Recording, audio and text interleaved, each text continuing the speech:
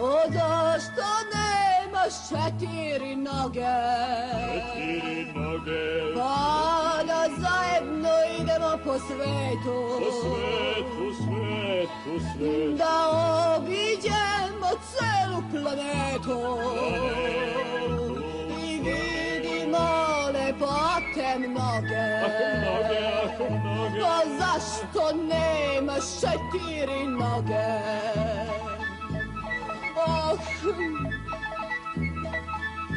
Za tvoje divne noge. A da su 2+2.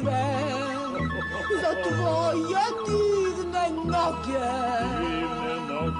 Dala bi, dragi, sve.